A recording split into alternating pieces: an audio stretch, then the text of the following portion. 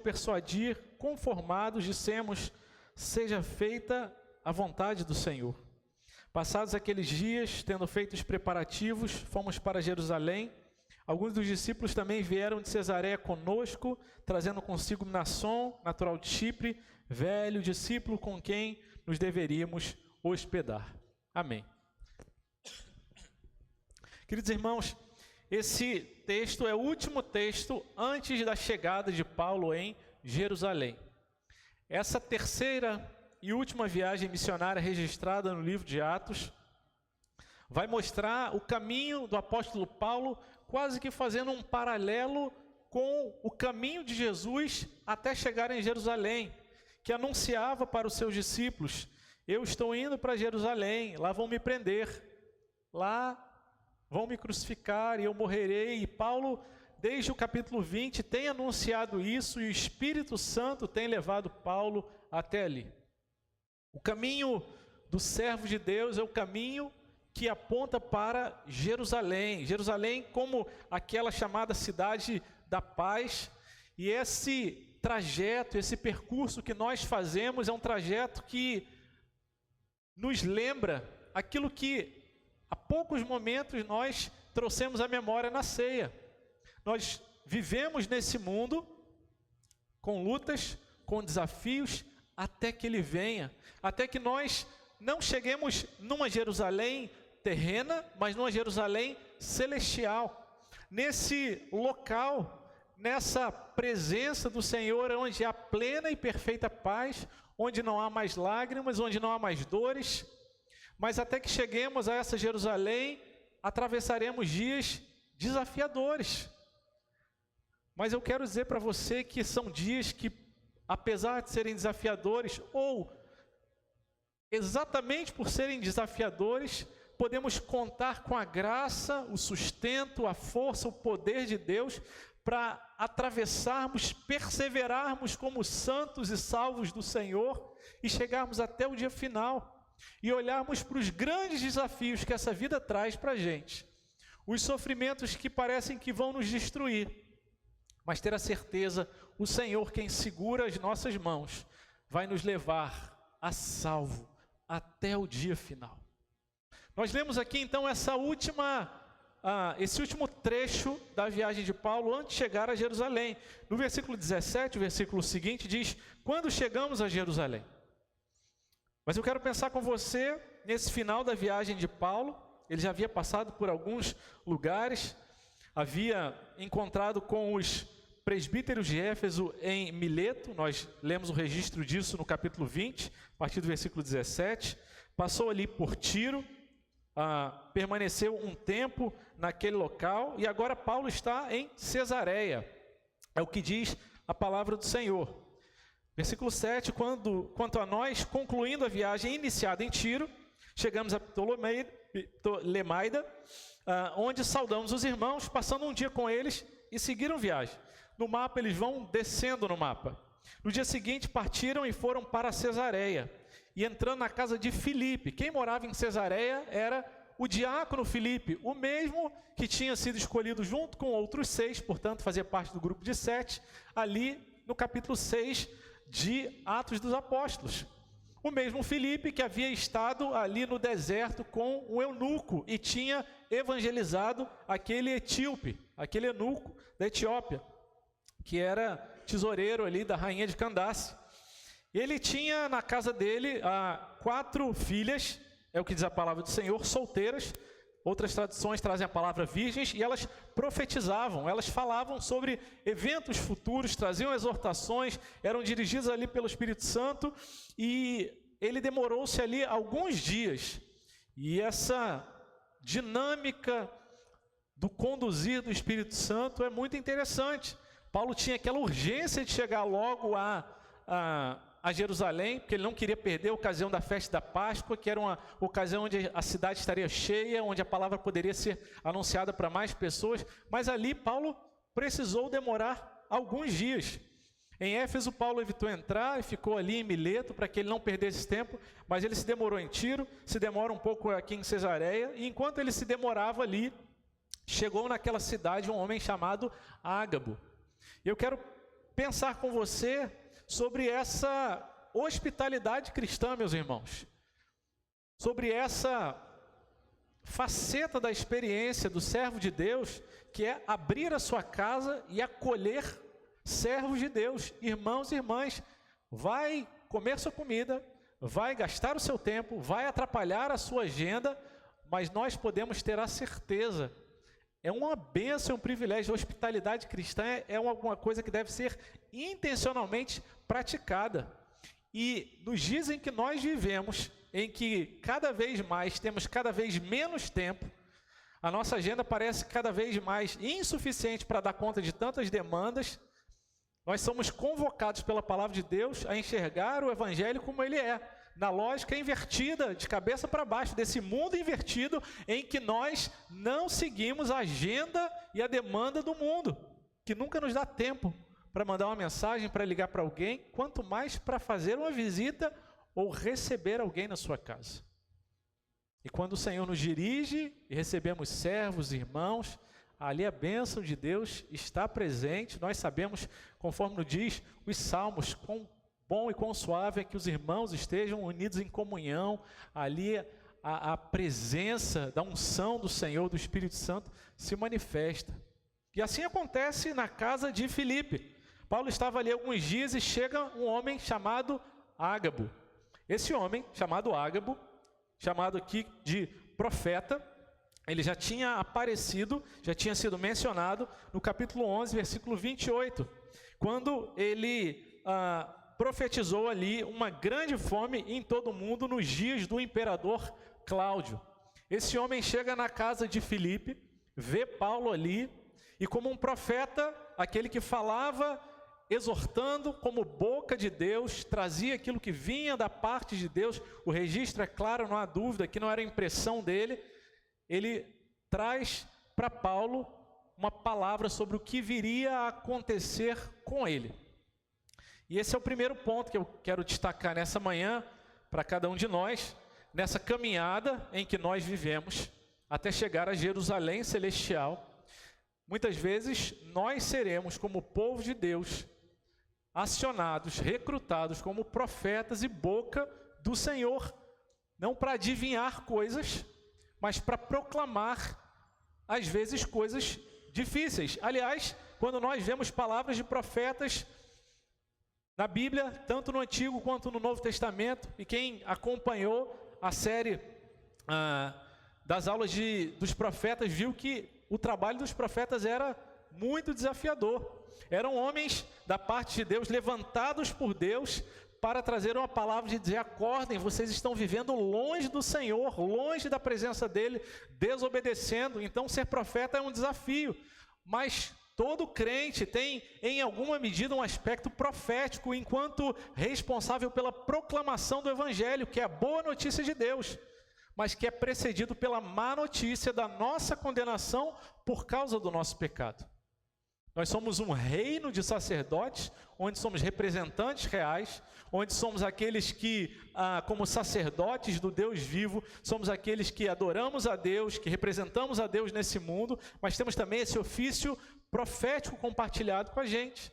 E esse homem, Ágabo, ele é aquele que vem trazer uma palavra da parte de Deus. E o primeiro ponto que eu quero trazer é que o profeta é aquele que traz uma mensagem de alerta. E muitas vezes ele encarna a sua mensagem.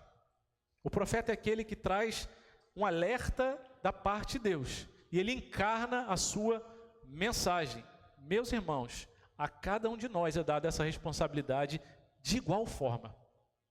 Proclamar o alerta da parte de Deus. Vamos lembrar de João Batista, que profeticamente falava: meus irmãos, vocês que me ouvem, a audiência de João Batista, vocês precisam se converter, e chama eles com duras palavras, raças de víbora, porque o juízo de Deus está vindo. A mensagem profética é sempre uma mensagem de alerta, muito diferente muitas vezes do que nós vemos circulando na internet em mensagens de profecia que vão trazer só bênçãos, favores, benefícios, vão massagear o ego daqueles que recebem a mensagem. Aqueles que falam: eis que vejo uma bênção vindo nesse ano que está vindo aí, meus irmãos. A maior bênção que alguém pode colocar depois dessa sentença, depois desses 2 pontos é: você vai ser mais crente, você vai ser mais quebrantado diante do Senhor. O Senhor diz: esse ano Deus vai te peneirar, mas você vai sair no ano seguinte, no final do ano, mais apaixonado pelo Senhor Jesus, mais apaixonado pela sua palavra. Essa é a mensagem profética, porque ela combina com aquilo que a palavra de Deus prega e ensina, ela harmoniza com ensinamentos bíblicos. A palavra profética, ela sempre vai ter essa característica. Se alguém fala alguma coisa que não está de acordo com a palavra de Deus, não leve em consideração. Você não precisa ser grosso, ignorante, mas você precisa ser sábio e firme na presença do Senhor. A palavra profética, ela sempre se cumpre, e nunca é uma palavra que é falada e fica por aí. Não, ela sempre se cumpre, meus irmãos. E essa é a palavra que é trazida ali. A palavra profética também é a palavra que é trazida por aquele que tem uma vida de santidade diante do Senhor. Se você conhece alguém que se intitula, que se apresenta, que é indicado como profeta, mas tem uma vida de pecado, de dissolução, de fofoca, mentira, sensualidade, ou qualquer que seja o envolvimento pecaminoso que essa pessoa tenha, meus irmãos, fuja dessa pessoa e da proclamação que ela está fazendo. Eu não estou dizendo que os profetas são santos e perfeitos que não pecam, não se trata disso. Mas aquele que vive na iniquidade, na teimosia, na dura cerviz, esse certamente não é um profeta que fala da parte de Deus. Mas Ágabo é esse que traz uma palavra da parte de Deus, um alerta, uma mensagem, e ele encarna essa palavra. O que ele faz? Uma coisa esquisita. E os profetas, em algumas situações, faziam isso. O profeta Isaías foi aquele que andou durante muito tempo com parte do seu corpo descoberto, passando vergonha, dizendo: olha, vocês também vão passar vergonha. Eu passo encarnando essa mensagem. O profeta Ezequiel foi aquele que se deitou de lado e ficou durante grande tempo diante de uma maquete da cidade ali de Jerusalém, dizendo: olha, a cidade vai ser destruída. Cozinhou comida ali por ordem de Deus, em cima de fezes, inicialmente humanas, depois de animais, como quem diz: que nojo, pois é assim que Deus tem nojo dos sacrifícios que vocês têm apresentado. A mensagem profética é uma mensagem que vai trazer inicialmente desconforto. E Ágabo traz essa mensagem, encarna, ele chega para Paulo, e a gente não tem detalhamento ali, mas ele talvez tire o cinto que Paulo estava utilizando, e não vamos pensar no cinto que a gente usa hoje em dia, que prende a calça e prende ali com a fivela, era muito mais um cordão, talvez 2 voltas, e ele tira aquele cinto, ou estaria ali colocado do lado, amarra as próprias mãos, amarra as próprias pernas, como que dramatizando e encarnando aquela mensagem, e o profeta diz: assim diz o Espírito Santo. Meus irmãos, que sentença, que frase séria. Alguém que chega e fala: olha, eu estou falando em nome de Deus, não é da minha parte. Mas ao crente no Senhor Jesus é dada essa responsabilidade, desse ofício profético de falar e viver e dramatizar na sua vida e encarnar na sua vida a mensagem que você afirma crer. Ele diz: é isso que os judeus em Jerusalém farão ao dono desse cinto. Ele estava através de um pequeno enigma dizendo: é isso que vão fazer com Paulo, que é o dono desse cinto.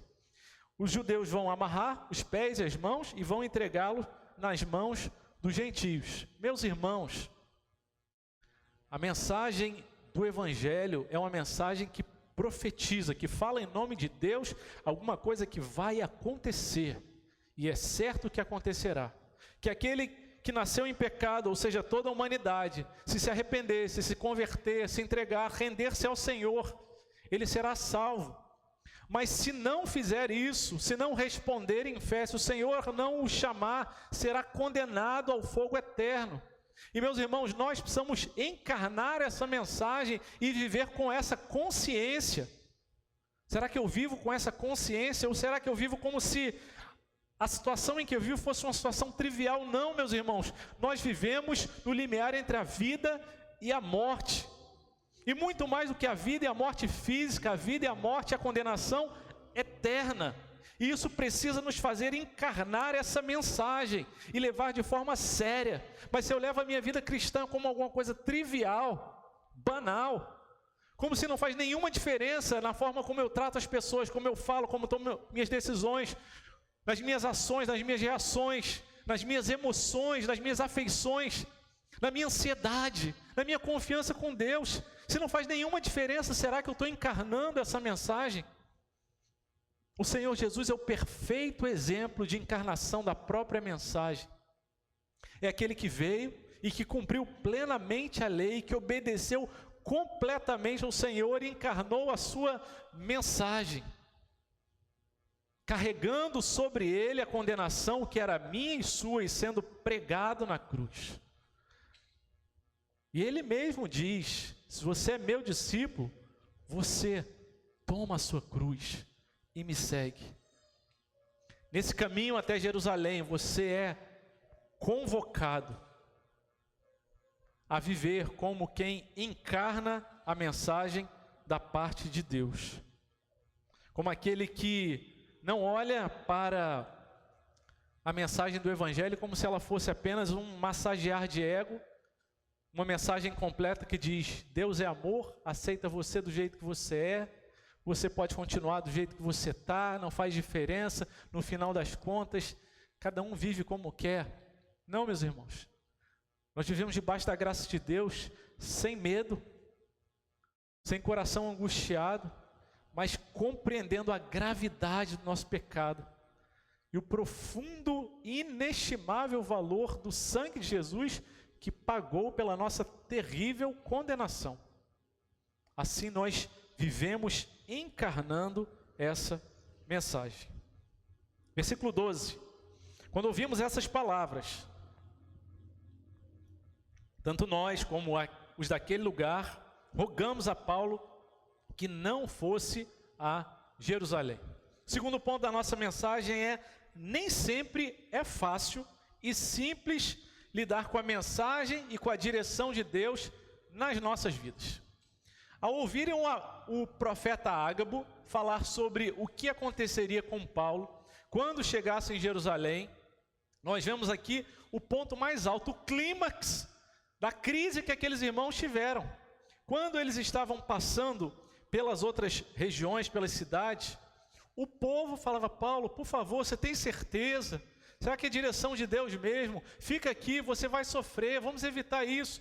Mas por enquanto nós não havíamos visto nenhum relato dizendo que os da comitiva de Paulo também tinham sido influenciados por essa crise no coração. Mas aqui nós lemos claramente, quando nós ouvimos, quem está escrevendo aqui é Lucas, e ele está falando em nome daquela comitiva missionária. Quando nós ouvimos essas palavras, as palavras de Ágabo, tanto nós, os da comitiva, como os daquele lugar, ou seja, agora não é só aqueles que estavam na cidade, mas a comitiva, nós juntos rogamos a Paulo que não fosse a Jerusalém.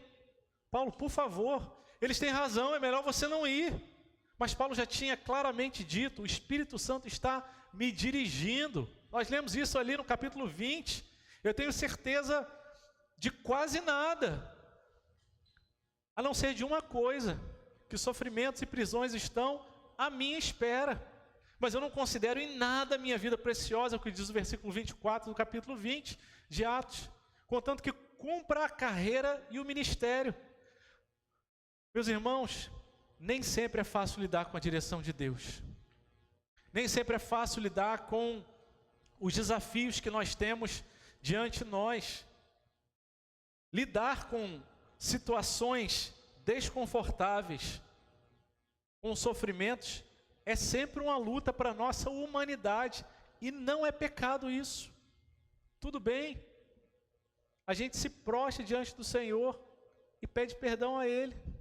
O próprio Senhor Jesus passou por isso. O apóstolo Pedro, homem de iniciativa no grupo dos apóstolos, fala: Senhor Jesus, de forma nenhuma vai acontecer isso contigo, jamais vão prender você, jamais vão crucificar você, não vão matar você. E o que Jesus responde para ele? Arreda-te de mim, Satanás. Às vezes vai ter gente falando: evita o sofrimento, pega o caminho e o atalho mais fácil.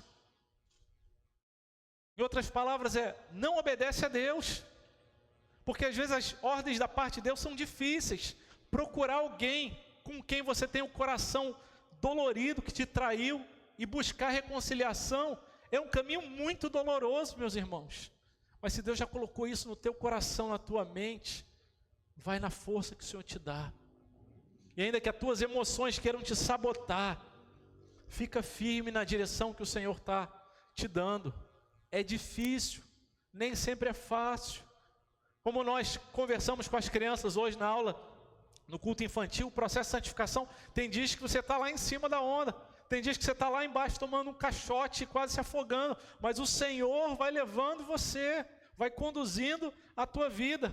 O próprio Senhor Jesus viveu esse sofrimento quando ele estava no Getsêmani, no jardim, ali, Marcos 14, versículo 33, ele levou consigo Pedro, Tiago e João. Começou a sentir-se tomado de pavor e de angústia. Meus irmãos, quem está tomado de pavor e angústia não são os discípulos, é Jesus. Como quem está dizendo, você tem dúvidas com relação ao que vai acontecer, ou você já sabe que tem dificuldades e desafios, e parece que o pavor está tomando conta. O Senhor Jesus já passou por isso, ele sabe o que é isso. Versículo 34, ele disse: a minha alma está profundamente triste até a morte.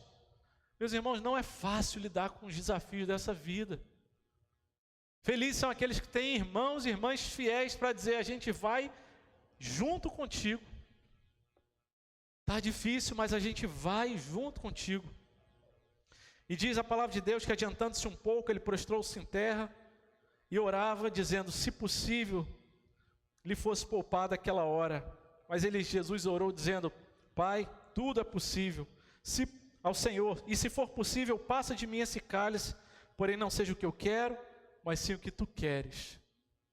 Meus irmãos, a comitiva que estava com Paulo, os irmãos da cidade, rogaram, pediram com insistência: Paulo, por favor, não vai. Não é fácil lidar, meus irmãos, com as incertezas, ou com as certezas das lutas e dos desafios. Quando as coisas voltam, a gente volta a lembrar que as coisas não estão no nosso controle. Às vezes elas parecem estar, e a nossa mente dá uma enganada na gente. Não, você está com saúde, você está com dinheiro no banco, você tem o seu trabalho, você é concursado, está tudo no seu controle, você domina a sua vida. Não domina. Não controla. O Senhor, sim, soberanamente governa sobre todas as coisas. Mas tem momentos da vida que a gente parece que perde todas essas certezas e fica diante desse momento. E é difícil lidar com isso. Mas às vezes Deus nos dá essa direção. Avança fazendo a minha vontade, ainda que você passe por sofrimentos. Versículo 13. Mas, conjunção coordenada adversativa, ele respondeu: o que estão fazendo ao chorar assim e partir o meu coração? Pois eu estou pronto, não só para ser preso, mas até para morrer em Jerusalém, pelo nome do Senhor Jesus. O terceiro ponto da nossa mensagem é a convicção do chamado, nos dá firmeza para continuar, mesmo que seja para enfrentar a morte. A firmeza de estarmos prontos, preparados. Paulo diz, no clímax do seu desconforto com aquele apelo dos irmãos: por que vocês estão partindo meu coração, meus irmãos? Já é difícil ter que enfrentar as lutas que estão me esperando, os sofrimentos, as incertezas. Eu ainda tenho que lidar com gente falando: não vai, meus irmãos, não partam o meu coração. É o que o apóstolo Paulo está dizendo ali. O que vocês estão fazendo? Por favor, é direção de Deus. Ou será que vocês não creem na direção que Deus está dando para a minha vida? Por que vocês estão partindo meu coração? Acumulando tristeza. Que igreja é essa? Que no começo do livro de Atos não orava para que Deus livrasse dos sofrimentos. A igreja aqui parece que está se enfraquecendo. Antes, quando eles estavam presos, a igreja orava para que Deus desse coragem, ousadia para enfrentar. O apóstolo Paulo está ensinando para eles: meus irmãos, a vida do crente é vamos em frente. E se tiver que morrer na frente de batalha, a gente morre atirando, mas a gente não recua. Nós somos não daqueles que voltam para trás, não daqueles que colocam a mão do arado e olham para o lado, Mas o Senhor é aquele que segura as nossas mãos. E Ele diz, pois eu estou pronto, preparado, não só para ser preso. Ele tinha falado, sofrimentos e prisões me esperam. Mas agora Ele aprofunda o significado daquilo, mas até para morrer em Jerusalém, pelo nome do Senhor Jesus. Meus irmãos, a convicção do seu chamado como crente é para nos dar essa firmeza de dizer, eu estou pronto para morrer por Cristo. E louvado seja o nome do Senhor, quando somos crentes maduros, fortes no Senhor, que temos essa convicção, meus irmãos. Não há dúvida, se o Senhor me chamar, se o Senhor quiser que hoje seja o meu dia, eu estou pronto, eu estou preparado. Isso não quer dizer que eu estou santificado completamente, que eu não peco mais. Essa prontidão não se trata disso, mas se trata da certeza de que Deus tem trabalhado na minha vida, fortalecido a minha vida, os sofrimentos, as experiências, o conhecimento, tudo como obra da providência me preparou para esse dia. Eu pergunto para você, meu irmão e minha irmã, nessa manhã de domingo, se o Senhor te chamar, você está pronto, você está preparado. Há uma teologia da prontidão e da preparação. Em Apocalipse nós vamos ler que Jesus vai encontrar a noiva que está preparada, sem mancha, sem mácula, sem ruga. Meu irmão, como é que está a tua vida de preparação diante do Senhor? Se o Senhor te enviar,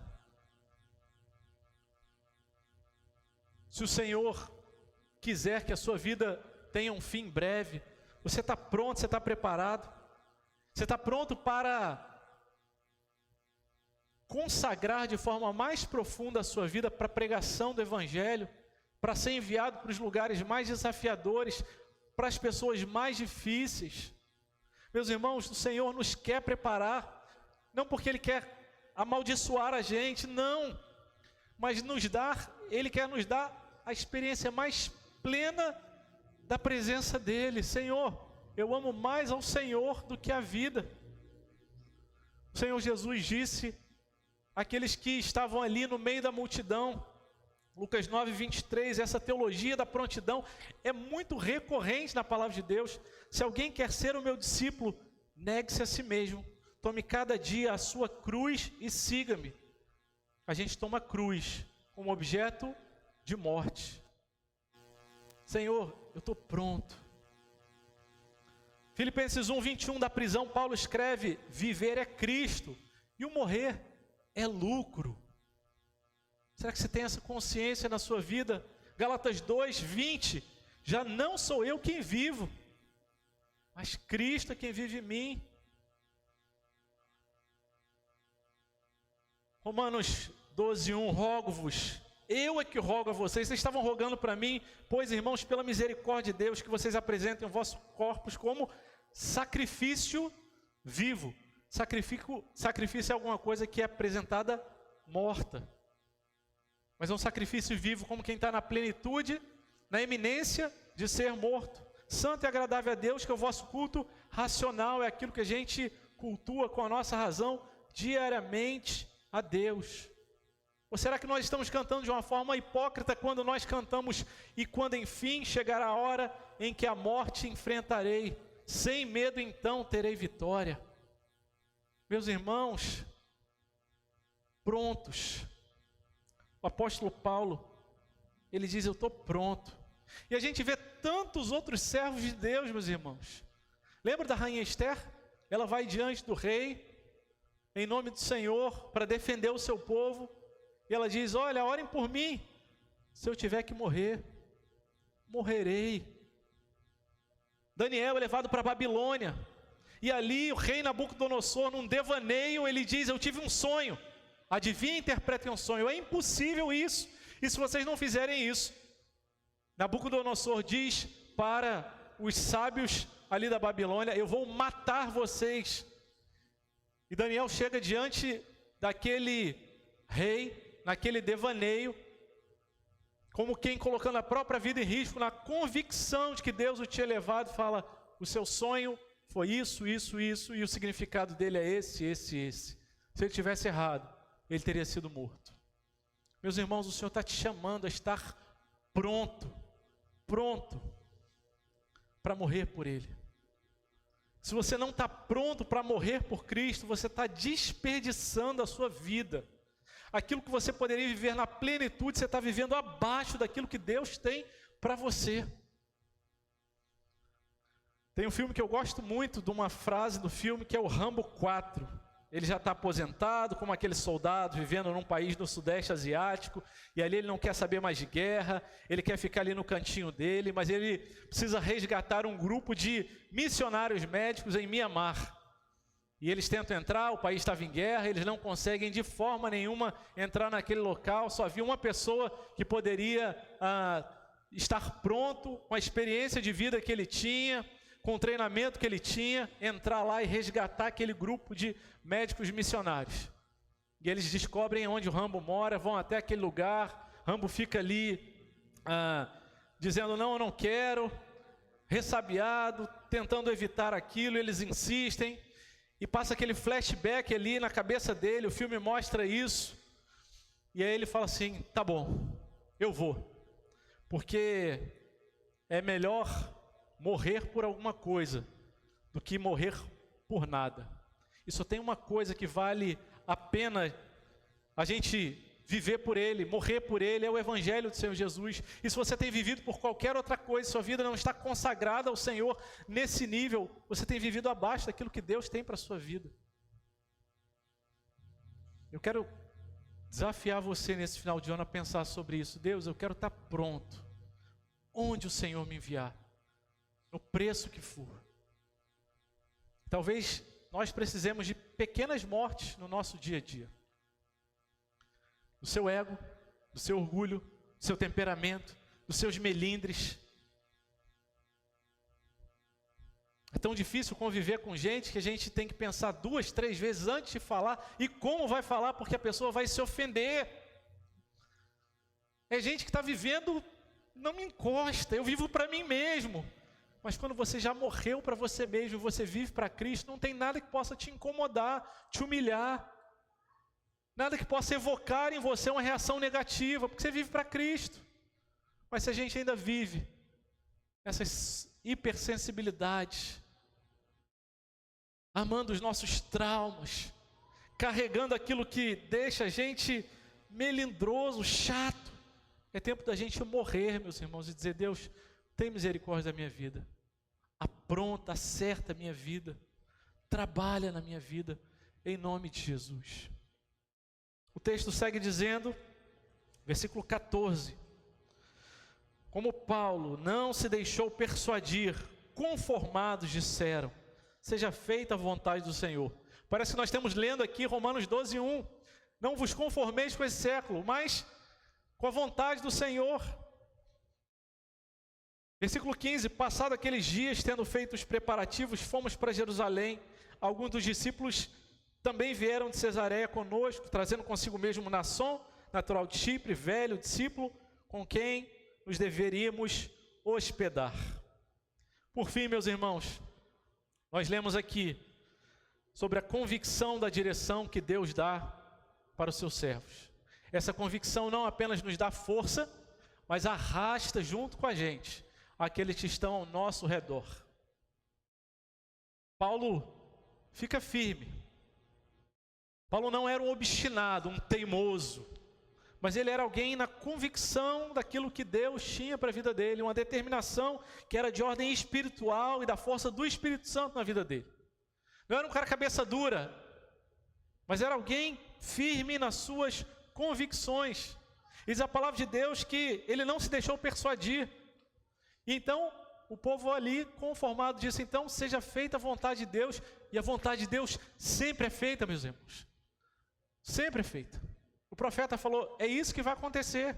Eles vão prender Paulo. E vão entregar para os gentios. E depois a cabeça dele seria cortada. É isso que vai acontecer. E eles falaram, então seja feita a vontade do Senhor. Paulo, o Espírito Santo nos visita dizendo, a gente está contigo. A gente vai orar por você. Mas mais do que a gente está contigo, a gente vai orar por você. Diz a palavra de Deus, Passados aqueles dias, tendo feito os preparativos, fomos para Jerusalém e alguns dos discípulos também vieram da Cesareia conosco. Meus irmãos, os cristãos já passavam por perseguição naquela época. E os da Cesareia não apenas tiveram o seu pensamento e a sua opinião mudada, dizendo, então vai, Paulo, a gente vai ficar aqui orando por você, mas alguns disseram, não, a gente vai junto com você. Alguns discípulos vieram juntos com ele da Cesareia. E meus irmãos, talvez isso é o que falte para a minha casa e para a sua casa serem transformados. Para o meu filho, o seu filho serem convertidos de verdade. Virem junto dessa bênção da aliança de Deus. Verem a nossa convicção, a nossa perseverança. Ver que você não é mais melindroso, você não é mais imaturo espiritualmente. É certo que há um dito humano popular que o exemplo arrasta, mas eu não estou falando de um exemplo humano, mas da obra de Deus, que vê um servo de Deus, uma serva de Deus, indo, determinado, convicto, cheio e transbordante de fé, e uma fé que vai sendo espalhada. Meus filhos não vão, eles não se interessam, eles não querem, os meus parentes não mudam. Meus irmãos, é tempo de olhar para a gente mesmo e pensar, será que eu estou pronto para morrer pelo Senhor? Porque não há nada mais encorajador, não há uma mensagem profética encarnada de forma mais profunda do que alguém sendo morto pelo nome do Senhor Jesus. São inúmeras as histórias de missionários nos campos de perseguição que não negam o Senhor, que são presos, que apanham, que não revidam, que não pagam o mal com o mal, mas que ficam firmes, que o Senhor os visita com essa convicção, e a morte deles, a morte daqueles mártires se transforma na semente do Evangelho, e as pessoas falam, se essa pessoa morreu por Cristo, é porque isso deve ser verdadeiro. Eu preciso, no mínimo, pensar a respeito disso. E muita gente tem morrido, e muita igreja tem crescido por causa disso. E a minha oração é que Deus te dê também essa convicção. A sua casa, o seu círculo de relacionamento, pronto para morrer. Para que assim, com essa firmeza na fé, aqueles que estão ao seu redor sejam convertidos, despertados à seriedade, ao comprometimento com o Senhor e com a palavra dele. Esse texto não fala sobre Paulo apenas, mas ele aponta para Jesus, aquele que perfeita e plenamente encarnou a própria mensagem. Aquele que lidou também como nós lidamos com lutas diante dos sofrimentos eminentes. Aquele que não se deixou persuadir pelo apelo dos seus discípulos, mas aquele que foi até o final na missão que lhe estava designada. E a convicção, o cumprimento da missão arrastou aqueles discípulos que estavam ao redor. Inicialmente fugiram, é verdade, negaram até, mas quando alcançados pelo Espírito Santo, estavam prontos a serem enviados. A minha oração é que o Senhor Jesus continue a fazer isso na minha e na sua vida.